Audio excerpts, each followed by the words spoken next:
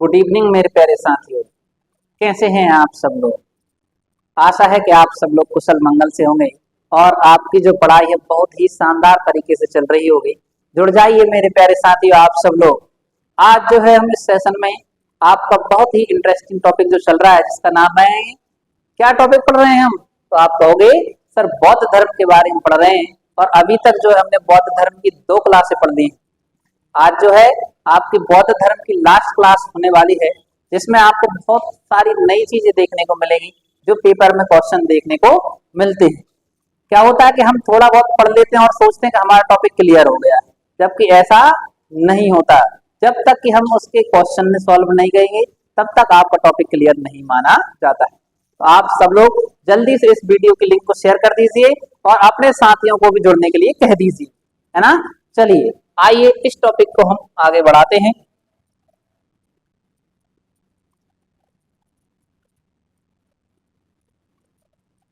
तो देखिए ये जो क्लास है हमारी बौद्ध धर्म का कौन सा आया आपका, पार्ट 3 आया है। यानी हम क्या पढ़ रहे हैं, आपका बौद्ध धर्म पढ़ रहे हैं। अब बौद्ध धर्म में कल हमने जो है संगतियों के बारे में पढ़ा था। बौद्ध धर्म की प्रमुख संगतियां, कितनी संगतियां हुई आपकी, तो आपने बताया था 4 संगतियां हुई। कितनी संगतियां हुई हैं, 4 संगतियां हुई आपकी। उसके बाद हमने एक जो महान व्यक्ति हुए जिनके बारे में सुना था, हमने नागार्जुन के बारे में पढ़ा था। इसी में हम किसके बारे में पढ़ते हैं, आपका नागार्जुन के बारे में पढ़ा था।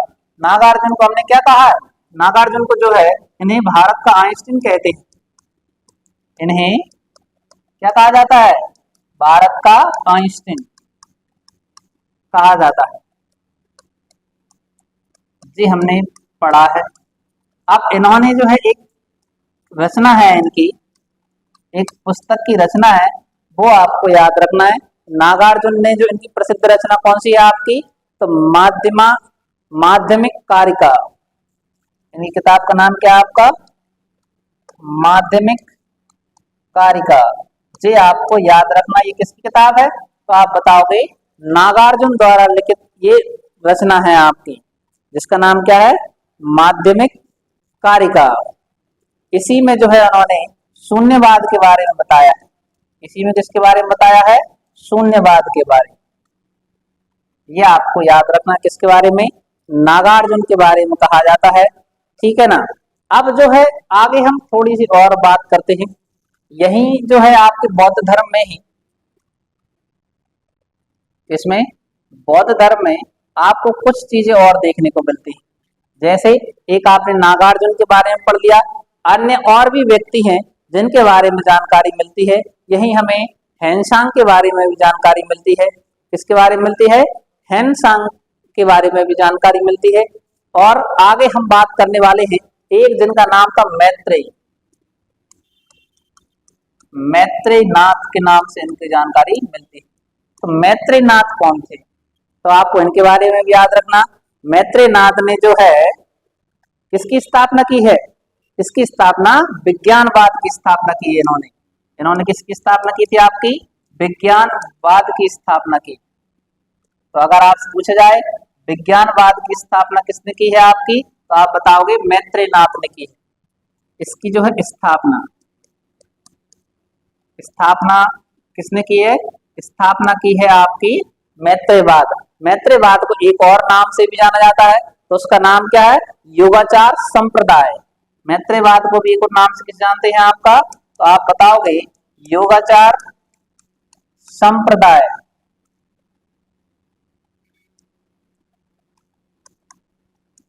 योगाचार संप्रदाय, इसकी रचना किसने की है या स्थापना किसने की है, तो आप बताओगे मैत्रेय नाथ ने की है।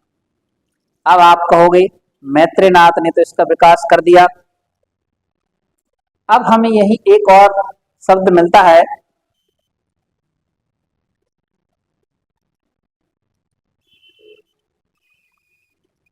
एक व्यक्ति और आते जिनका नाम है वज्रयान। वज्रयान का प्रमुख ग्रंथ, वज्रयान का जो है प्रमुख ग्रंथ कौन सा है, तो उसका नाम लिखना आप मंजुश्री मूलकल्प। क्या नाम है, तो आप बताओगे मंजुश्री मूलकल्प। वज्रयान का जो है कौन सा ग्रंथ है आपका, तो आप बताओगे मंजुश्री मूलकल्प।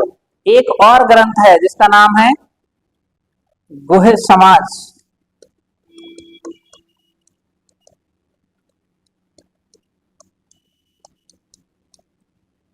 ये ग्रंथ हैं दो आपके, मंजुश्री मूलकल्प और दूसरी एक गुह्य समाज ग्रंथ। इन दोनों की रचना किसने की है, तो आप बताओगे वज्रयान ने की है। जबकि मैत्रेयनाथ ने किसकी स्थापना की थी, तो आप बताओगे विज्ञानवाद। विज्ञानवाद को ही किस नाम से जानते हैं अपन, योगाचार संप्रदाय के नाम से भी जाना जाता है। इतना आपको याद रखना है। अब हम यही बात करते हैं कि बौद्ध धर्म में किसमें, जो आप बताओगे बौद्ध धर्म के बौद्ध धर्म में आप लिखना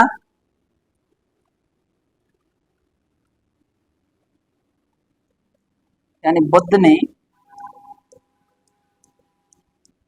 अनित्यवाद, आप लिखना कि बुद्ध ने ही क्या बताया आपका, बुद्ध ने स्वयं अनित्यवाद के सिद्धांत का प्रतिपादन किया है। बुद्ध ने स्वयं अनित्यवाद के सिद्धांत का प्रतिपादन किया है। अगर आपसे पूछे जाए कि अनित्यवाद का किस जो सिद्धांत है उसका प्रतिपादन किसने किया है, तो आप बताओगे बुद्ध ने स्वयं कहा है अनित्यवाद के सिद्धांत में कोई भी चीजें नित्य क्रिया रूप से नहीं चलती हैं। ये संसार जो है इसमें ही आपका क्षणिकवाद की संकल्पना की गई। किसकी कल्पना की गई है, क्षणिकवाद की संकल्पना की। क्षणिकवाद मतलब ये जो दुनिया है कुछ समय के लिए है, थोड़ी देर में सब परिवर्तन हो जाता है। कि आप जैसे दुखी हो, आप बहुत परेशान होते हो, है ना, फिर थोड़ी देर बाद अगर मान लो किसी अच्छे जो आपका प्रिय व्यक्ति है उसका फोन आ जाए या मैसेज आ जाए, तो आपका दुख कैसा हो जाता है, कम हो जाता है। मतलब आप थोड़ा सा अलग जोन में पहुंच जाते हैं। तो ये जो दुख है सुख है ये बस कुछ ही क्षण के लिए होता है। इसलिए ये जो संसार है वो कैसा है, क्षण भंगुर है।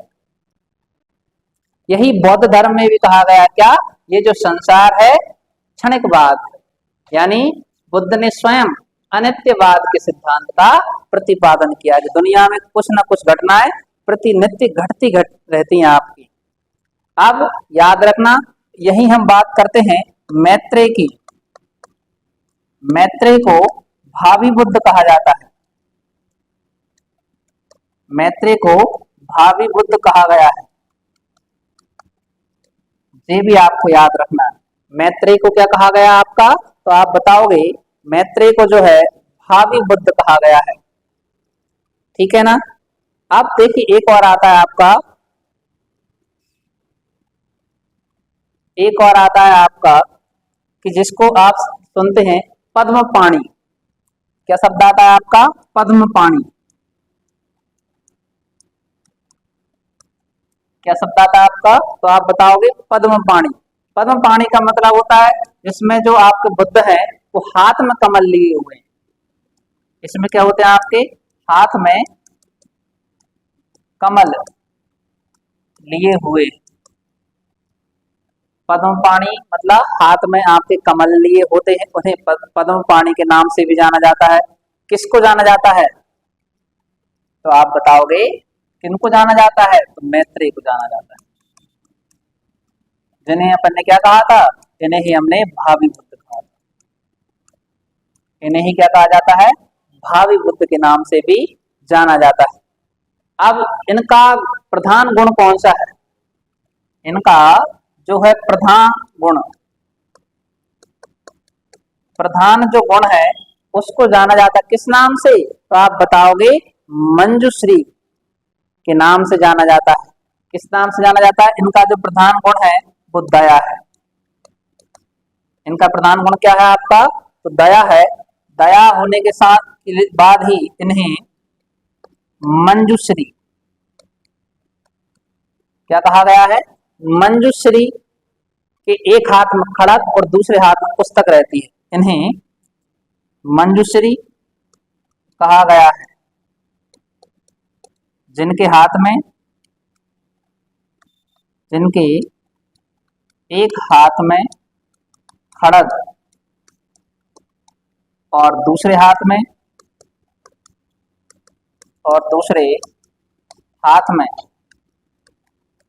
पुस्तक है।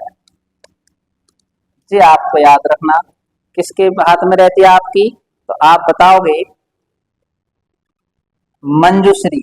मंजूश्री कहा गया जिनके एक हाथ में क्या होता है, खड़ग, और दूसरे हाथ में पुस्तक होती है, जिनका प्रमुख कार्य बुद्धि को प्रखर करना है। इनका जो है प्रमुख कार्य क्या है आपका, तो आप बताओगे बुद्धि को प्रखर करना। बुद्धि को प्रखर करना यानी बुद्धि को और भी ज्यादा बढ़ाना होता है। तो ये आपको याद रखना। देखिए अभी जो हम पढ़ रहे हैं, जो इम्पोर्टेंट फैक्ट टू फैक्ट हैं, उनके बारे में भी हमें देखना है, जो पेपर में क्वेश्चन देखने को आते हैं। अगर आपसे पूछ लिया जाए मंजूश्री का अर्थ क्या होता है, तो मंजूश्री का अर्थ बताओगे जिसके एक हाथ में खड़ग होता है और दूसरे हाथ में क्या होती है, पुस्तक होती है। और इधर हम बात करें किसकी, पद्मपाणि। पद्मपाणि का अर्थ क्या बताया गया है, एक हाथ में कमल लिए हुए हैं। कमल लिए हुए का मतलब क्या है, इनका प्रधान गुण क्या है, तो आप बताओगे दया है। जबकि मंजूश्री का प्रधान गुण या प्रमुख कार्य क्या है, बुद्धि को प्रखर बनाना होता है। ये अपने याद रखना है। तो बौद्ध धर्म के आरंभिक ग्रंथों में कितने पिटकों की जानकारी मिलती है, त्रिपिटक होते हैं। कितने पिटक होते हैं आपके, 3 पिटकों की बात मिलती है। तो हमने जिनके बारे में पढ़ लिया था, सूत्र पिटक, विनय पिटक और अभिधम्म पिटक। इन 3 पिटकों के बारे में हमने चर्चा कर ली थी, है ना। अब बात आती है बौद्ध ग्रंथ एवं उनके रचनाकार। हेडिंग डाल लीजिए आप, है ना, क्या लिखना आपने,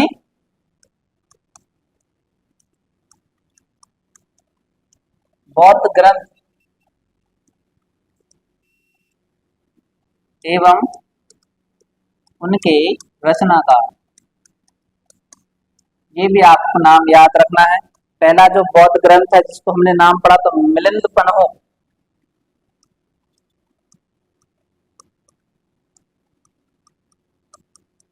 कौन सा बौद्ध ग्रंथ है आपका, तो आप बताओगे मिलिंद पन्हो। इसके रचनाकार कौन थे, तो इसके जो लेखक थे जिनका नाम था नागसेन। इसके लेखक कौन है आपके, तो आप बताओगे नागसेन ने किसकी रचना की है, तो आप बताओगे मिलिंद पन्हो की रचना की है। अब इधर ही पेपर में बहुत इंपोर्टेंट पूछा जाता है जिसका नाम है, आपने सुना होगा, बुद्ध चरित्र।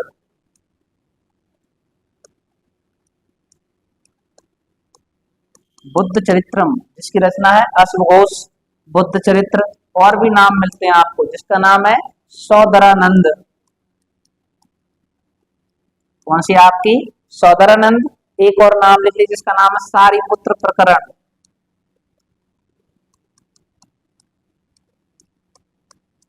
ये किसकी रचनाएं हैं, तो आप बताओगे सर अश्वघोष की है। किसकी रचना है ये आपकी, तो आप बताओगे अश्वघोष की रचना है। अब इधर ही हमने एक और पढ़ ली थी अभी, माध्यमा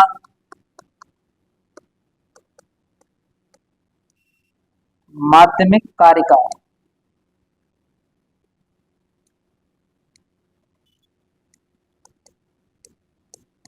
माध्यमिक कारिका किसकी रचना है, तो आप बताओगे सर नागार्जुन की रचना है। अगला आता है जिसका नाम है विशुद्ध मग्ग।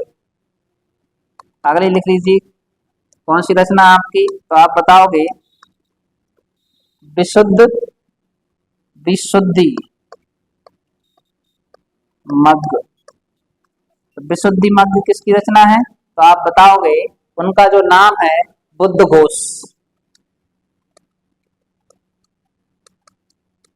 बुद्ध घोष, अश्वघोष, बुद्ध घोष और वसुबंधु।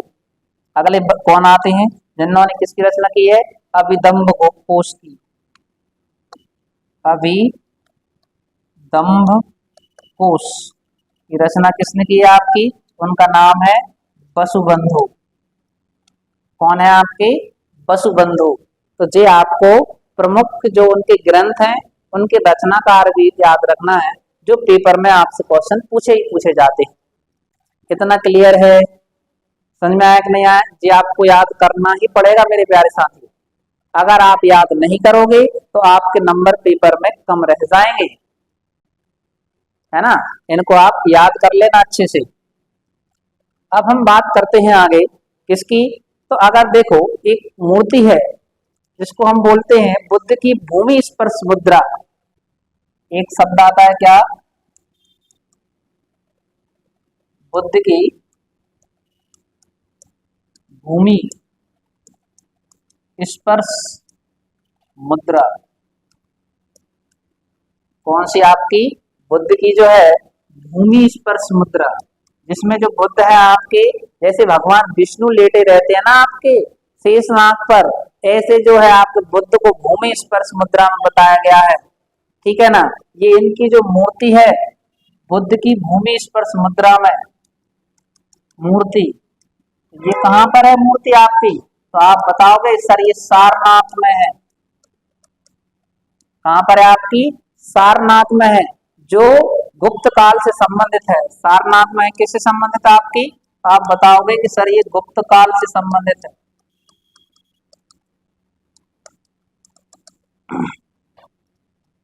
किससे संबंधित है आपकी, तो आपको याद रखना ये जो है वो गुप्त काल से संबंधित है।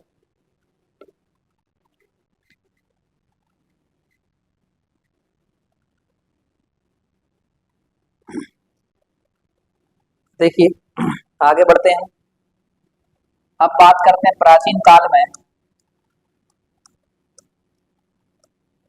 प्राचीन काल में बौद्ध शिक्षा के प्रमुख केंद्र।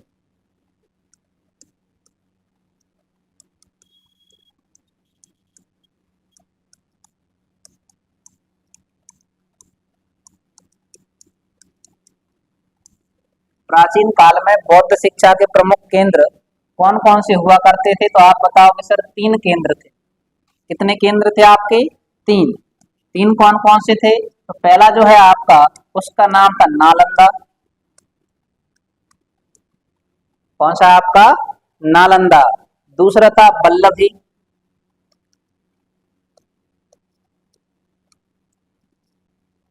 पहला है नालंदा, दूसरा कौन सा था, वल्लभी, और तीसरा जो था उसका नाम है विक्रमशिला।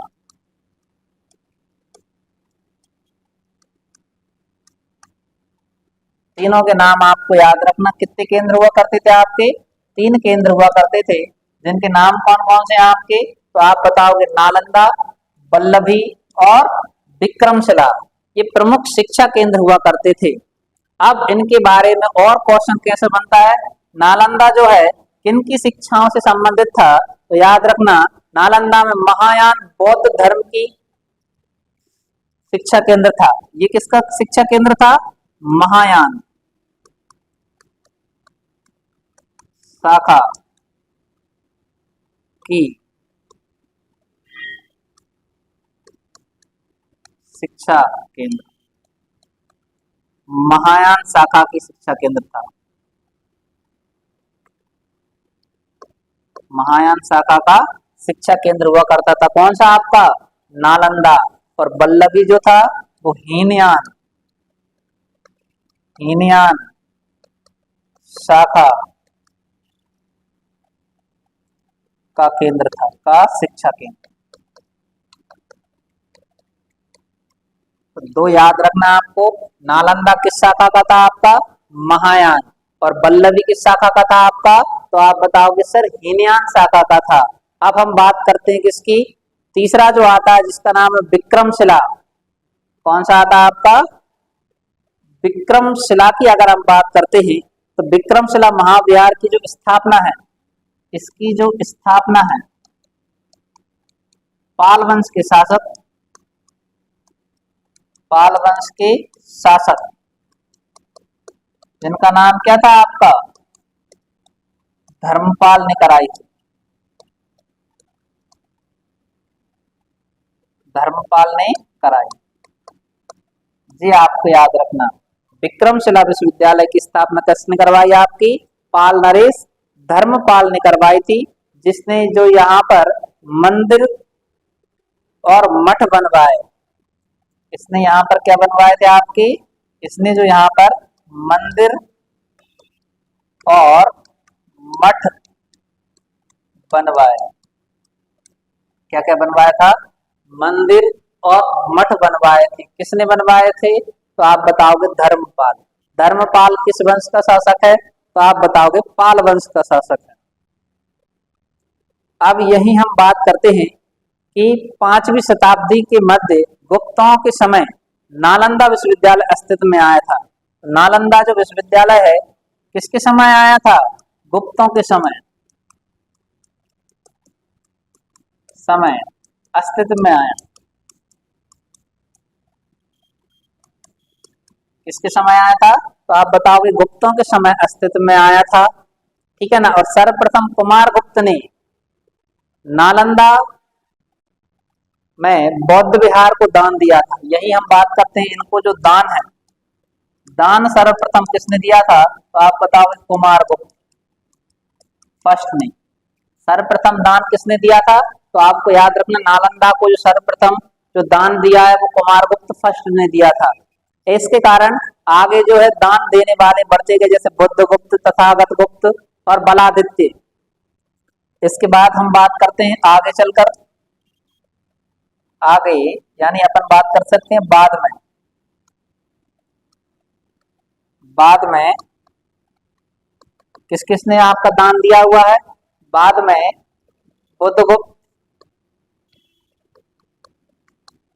बुद्धगुप्त कौन आ जाएगा? तथागत गुप्त।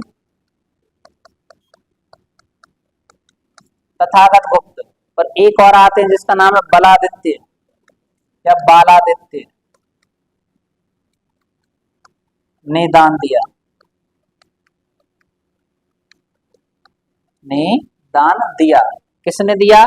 बुद्ध सबसे पहले दिया। अगर आपसे पूछा जाए नालंदा जो बिहार था बौद्ध से संबंधित था, इसको सर्वप्रथम दान किसने दिया था? तो आप बताओगे कुमार गुप्त फर्स्ट ने। उसके बाद फिर किसने दिया था? तो बुद्ध गुप्त ने, फिर तथागत गुप्त ने, फिर बालादित्य ने दान दिया था। ऐसा आपने याद रखना। और जो नालंदा जो है कब आपका जो है ये अस्तित्व में आया था? तो ये गुप्त वंश के समय में आपका अस्तित्व में आया था। ठीक है ना। आप देखिए, अगर आपसे पूछा जाए जो नव नालंदा विहार बौद्ध अध्ययन का आधुनिक केंद्र है, देखो आगे, अब यहाँ के बाद जो है नव नालंदा, अभी तो अपन पढ़ते हैं जी बाहर का है आपका, यही हम बात करते हैं किसकी? नव नालंदा।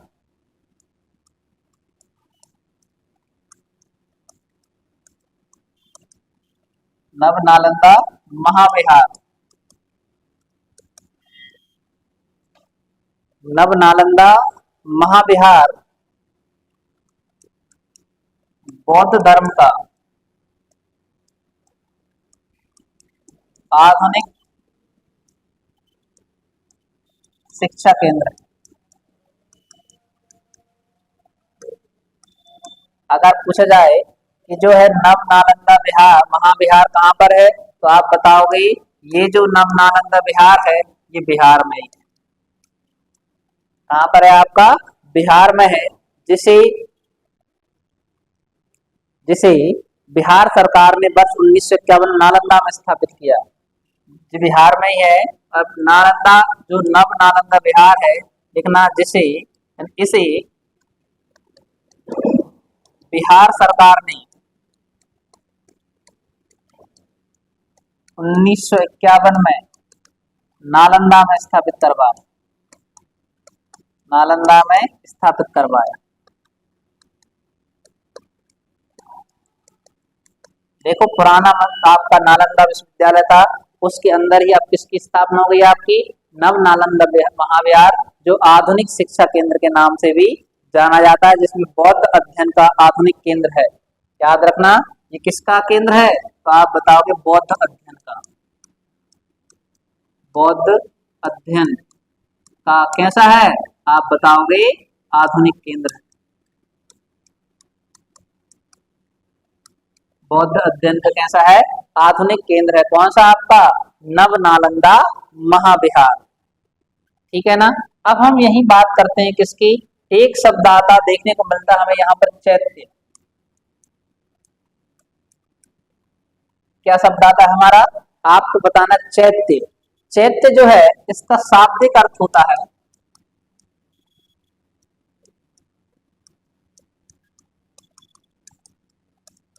चैत्य का जो शाब्दिक अर्थ होता है उसे बोलते हैं, इसका अर्थ होता है शाब्दिक अर्थ चिता संबंधी।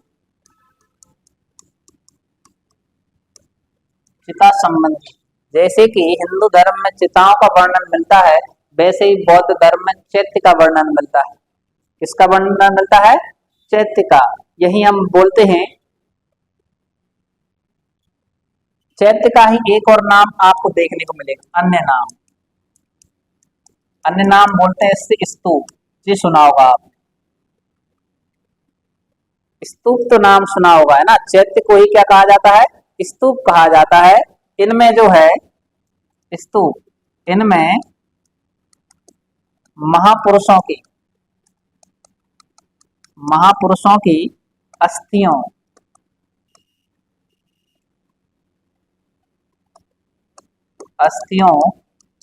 को रखा गया है।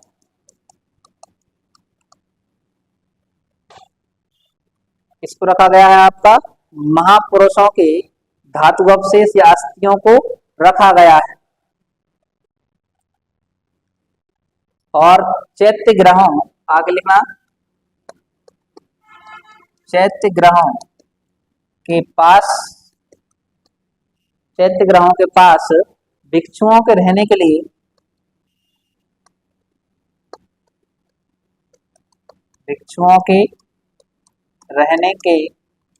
लिए आवास बनाए जाते थे, जिन्हें विहार कहते हैं। तो आपने नाम सुना होगा बौद्ध विहार। मतलब बौद्ध विहार का मतलब क्या है? जहां पर जो बुद्ध धर्म को अपनाते हैं, वो जो आपके भिक्षु हैं उनको रहने के लिए आवास बनाए जाते हैं, उसी को हम विहार के नाम से जाना जाता है। ठीक है ना। अब देखिए, यही हम बात करते हैं कि स्तूप के बारे में। देख ले, इनमें अस्थियां रखी जाती हैं। अगर हमसे पूछ ले कि स्तूप का सर्वप्रथम वर्णन कहाँ मिलता है, यानी स्तूप का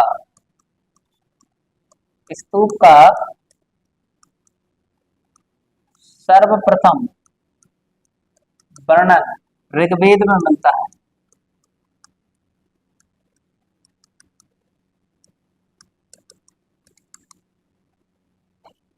स्तूप का सर्वप्रथम वर्णन हमें कहाँ मिलता है?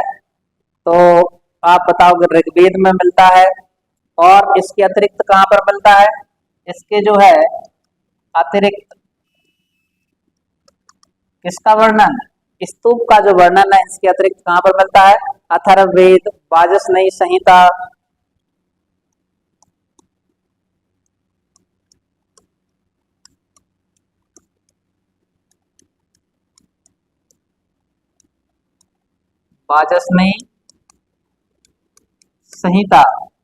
और कहां पर मिलेगा आपको? तीसरा तैत्तरीय ब्राह्मण संहिता।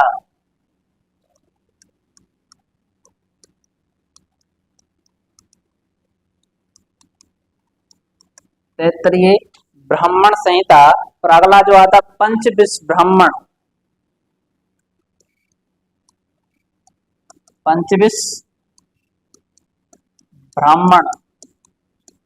ग्रंथों में वर्णन मिलता है। तो जी हमें याद रखना, किसका वर्णन की बात कर रहे हैं हम बात कर रहे हैं स्तूप की बात कर रहे हैं। ठीक है ना। अब देखिए, अगर हम बात करें कि स्तूप का जो शाब्दिक अर्थ होता है, इसका आप बताओगे स्तूप, इसका जो शाब्दिक अर्थ होता है, शाब्दिक अर्थ क्या बताया जाता है स्तूप का? किसी वस्तु का ढेर कहा जाता है। किसी वस्तु का ढेर, इसका अर्थ होता है स्तूप का शाब्दिक अर्थ होता है ना। अब जी क्या होता था पहले? स्तूप का विकास संभवतः मिट्टी के चबूतरों से हुआ है। इसका जो विकास है,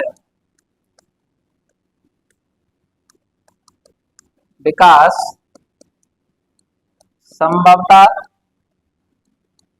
मिट्टी के चबूतरों से हुआ है।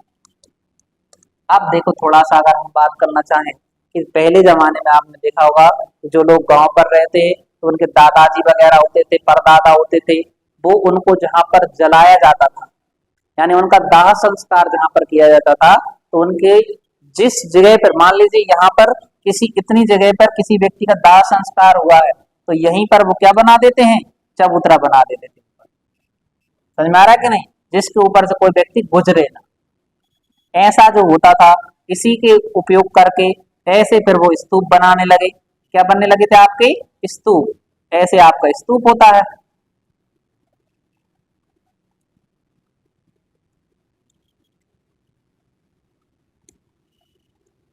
ऐसे स्तूप बन जाते हैं आपके, क्या बन जाते हैं आपके, स्तूप बन जाते हैं। ये उनके आसपास की बावड़ियां होती हैं, जहां से आप रेलिंग लगी रहती है आपकी, है ना, ऐसे ये स्तूप बना दिए जाते हैं।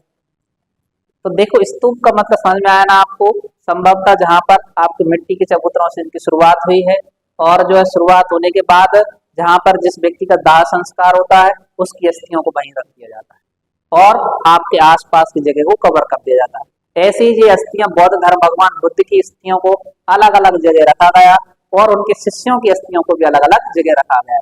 अब जैसे कि आपने सांची का नाम सुना है, किसका नाम सुना है, सांची। सांची में स्तूप है, तो भैया वो भी स्तूप जो है आपके, वो भी वहीं पर आपकी अस्थियां रखी गई। क्या रखी गई हैं, अस्थियां। अब एक और चीज देखिए, जैसे आपने सुना होगा कि जैसे हमारे दादा परदादा होते हैं, जैसे हमारे इधर कोई त्योहार आता है, क्या आता है, त्योहार आता है, तो हम उनके उस त्योहार पर पूजा करने जाते हैं कि नहीं जाते, जल्दी से आप बताइए, जाते हैं ना। ऐसे ही जो है, जैसे अभी आपने देखा होगा आपकी सांची में जो है, सांची में भी सांची महोत्सव का आयोजन किया जाता है, जिसमें अन्य देशों से लोग आते हैं और उन स्तूपों में जो अस्थियां रखी गई हैं, उनकी पूजा की जाती है। इतना अपने याद रखना है। अब हम बात करते हैं, अगर पूछा जाए स्तूप के भेद कितने होते हैं, क्या होते हैं, स्तूप के भेद, स्तूप के भेद। तो जो स्तूप के भेद होते हैं भैया, वो 4 भेद होते हैं। कितने भेद होते हैं, तो आप बताओगे, 4 भेद होते हैं। पहला है शारीरिक स्तूप,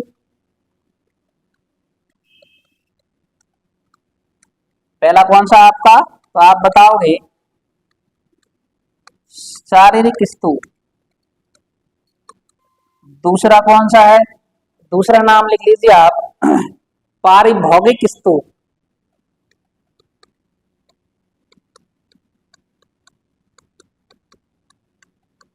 पारिभौगिक स्तूप। तीसरा है उद्देशिका स्तूप।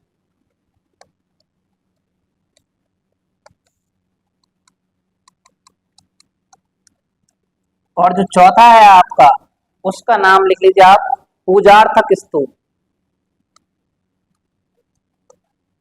कौन सा आएगा आपका, पूजार्थक स्तूप। ये आपको याद रखना है। कितने प्रकार के स्तूप होते हैं आपके, तो आप बताओगे स्तूप को जो भेद हैं कितने हैं, आप बताओगे 4 प्रकार के इनके भेद होते हैं। अब देखिए, यही हम आगे बात करते हैं, स्तूपों के बारे में भी देख लिया है हमने। अब यही बात करते हैं जो गौतम बुद्ध है, गौतम बुद्ध को एशिया का ज्योतिपुंज कहा जाता है।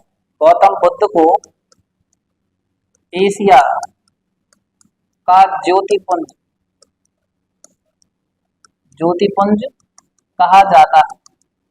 क्या कहा जाता है इनको, एशिया का ज्योतिपुंज कहा जाता है। इतना आपको याद रखना है, ठीक है ना। और गौतम बुद्ध जो है, इनके जीवन पर एक पुस्तक लिखी गई है, जीवन पर लिखित पुस्तक, जिसका नाम क्या है, light of Asia.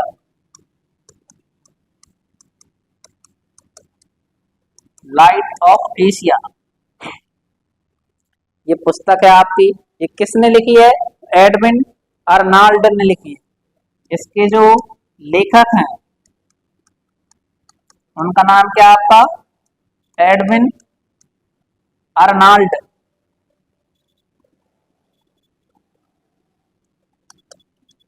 Edwin Arnold ने लिखी है। ये अपने नाम याद रखना है। अब देखिए यही हम बात करते हैं, अगर आपसे पूछा जाए महापरिनिर्वाण मंदिर कहाँ है, महापरिनिर्वाण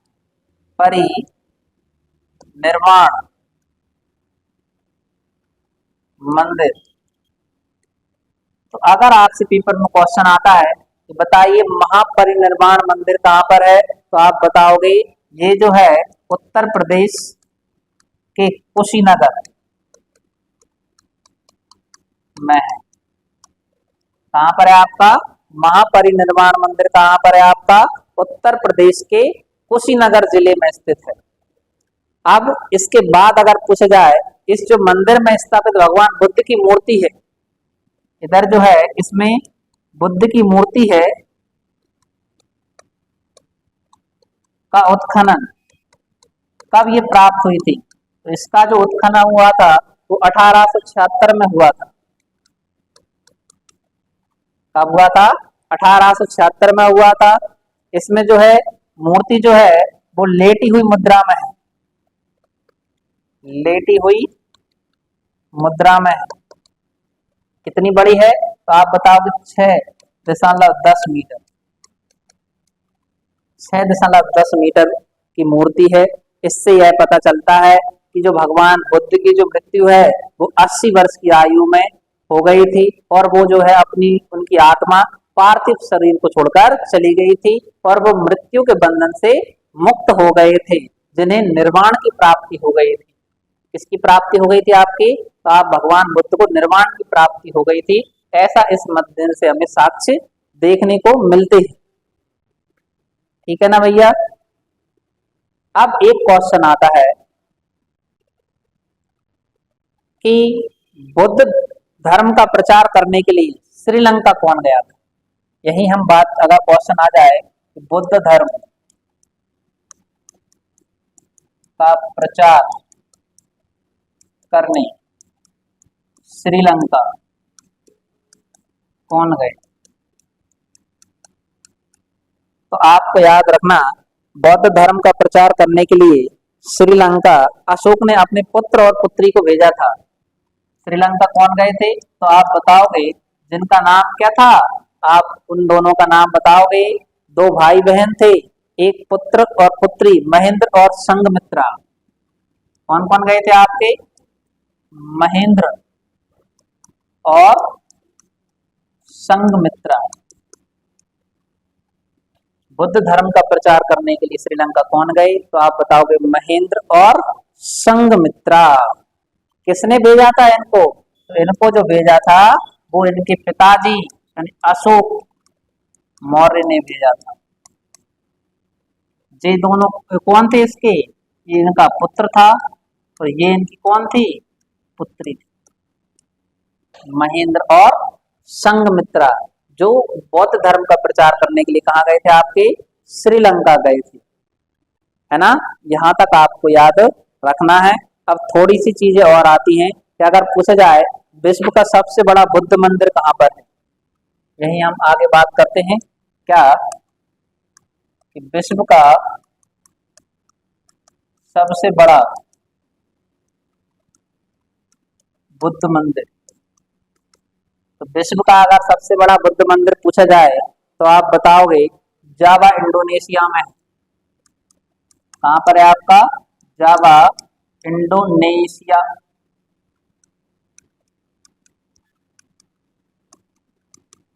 कहाँ पर है आपका, जावा इंडोनेशिया में है आपका। कौन सा मंदिर, तो आप बताओगे भगवान बुद्ध का सबसे बड़ा मंदिर है। और भारत का सबसे बड़ा कहाँ पर है, यही हम बात करते हैं भारत का सबसे बड़ा बौद्ध मंदिर, या जिसको इनमें बोलते हैं मठ, कहाँ पर है,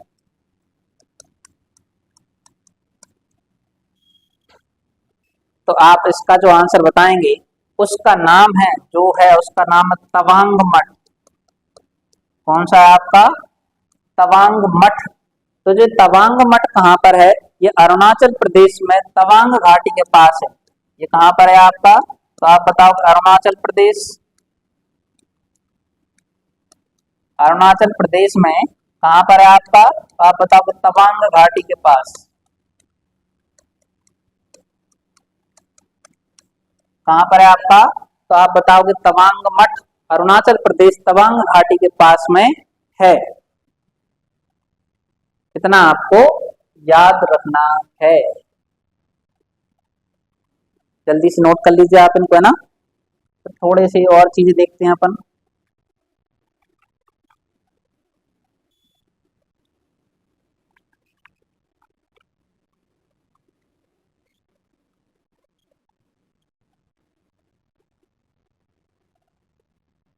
चलिए देखिए, अब इसके बाद आता है भारत में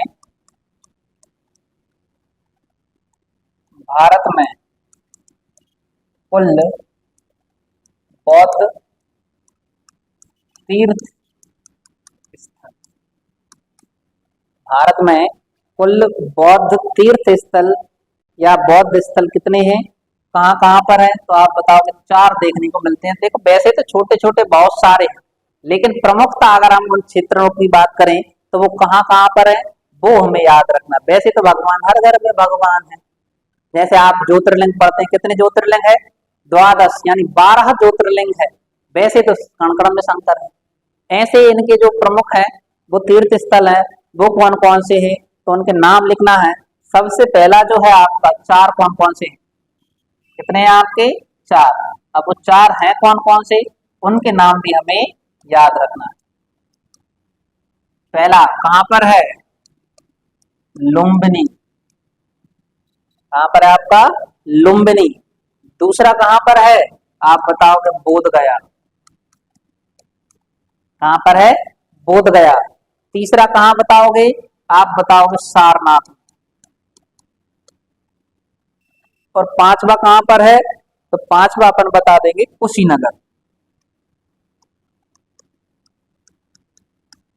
कुशीनगर। अब ये क्यों इतने महत्वपूर्ण है, ये भी आपको नाम याद रखना है। महत्वपूर्ण होने के पीछे रीजन क्या है, तो लुम्बिनी में क्या हुआ था, जो बुद्ध है उनका जन्म हुआ था। यहाँ पर क्या हुआ था, तो आप बताओगे बुद्ध का जन्म हुआ था। बोध गया में क्या हुआ, तो बोध गया में जो है भगवान बुद्ध ने बोधि प्राप्त की, यानी ज्ञान प्राप्त किया था, जिसको हम बोल सकते हैं बोधि प्राप्ति। बोधि प्राप्ति मतलब ज्ञान प्राप्त किया।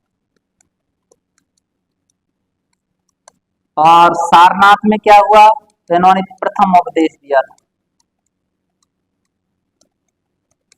प्रथम उपदेश दिया। और कुशीनगर, कुशीनगर में महापरिनिर्वाण हुआ। यहाँ पर क्या हुआ, तो आप बताओगे महापरिनिर्वाण।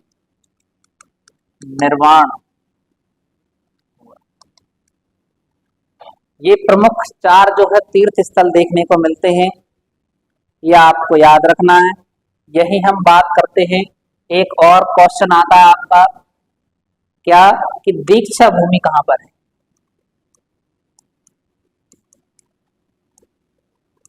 कौन सी भूमि, दीक्षा भूमि।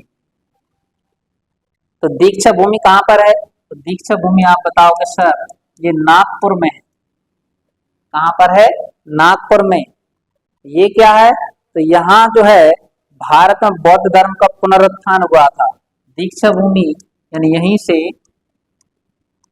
भारत में बौद्ध धर्म का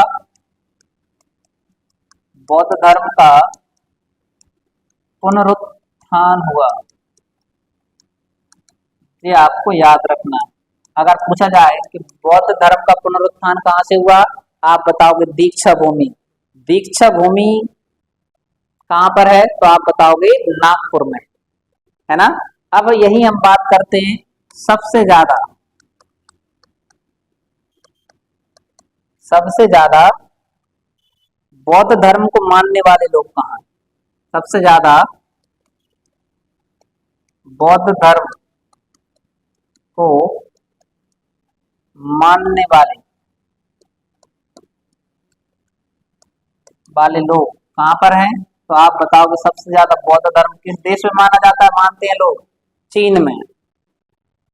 कहाँ पर मानते हैं, चीन में। बहुतायत ये लोग मानते हैं, लेकिन इनके बाद अगर और ऑप्शन देखने को मिले तो आप बताओगे भूटान, म्यांमार, कौन सा जाएगा आपका? भूटान, म्यांमार, कंबोडिया, कंबोडिया, एक और आएगा श्रीलंका, थाईलैंड, मंगोलिया, श्रीलंका,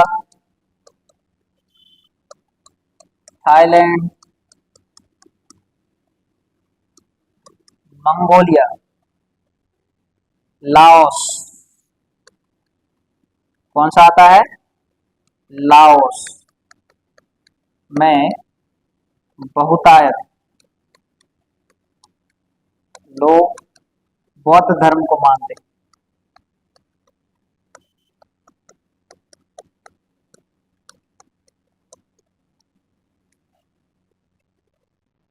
ठीक है ना? तो देखिए मेरे प्यारे साथियों, यहाँ तक जो है हमने बौद्ध धर्म के बारे में चर्चा कर ली है और अब हमारे हिसाब से ये बौद्ध धर्म खत्म होता है। जहां तक आपके पेपर ओरिएंटेड क्वेश्चन बनते हैं उधर हमने सारे क्वेश्चनों पर डिस्कस कर लिया है जो आपके थ्योरी बेसिस होते हैं। अब जो है आपको क्या करना है, आपको बौद्ध धर्म से संबंधित क्वेश्चन लगाना है। क्या लगाना है? क्वेश्चन आपको सॉल्व करना है। ठीक है ना? मिलते हैं ब्रेक के बाद। और जो है अगले टॉपिक के बारे में मैं बता दूं कि नेक्स्ट क्लास जो हमारी बहुत ही शानदार होने वाली है, जिसमें हम चर्चा करेंगे आपको किसकी? आपके वैष्णव धर्म की। किसकी चर्चा करने वाले हैं? वैष्णव धर्म की चर्चा करेंगे। उसके बाद जो है हम चर्चा करेंगे शैव धर्म की। किसकी? शैव धर्म की। फिर आपके महाजनपद काल प्रारंभ हो जाएगा। बीच में ही हम एक धर्म और आएगा, इस्लाम धर्म। फिर आपका सिख धर्म आएगा। इनके बारे में भी हम चर्चा धीरे धीरे करते चलेंगे। आशा है कि मेरे प्यारे साथियों आपको क्लास समझ में आ रही होगी। तो आप सब लोग हमारा सहयोग करें और ज्यादा से ज्यादा लोगों को इस वीडियो के लिंक को शेयर करें, क्योंकि सबका साथ सबका विकास। मिलते हैं ब्रेक के बाद। जय श्री राम।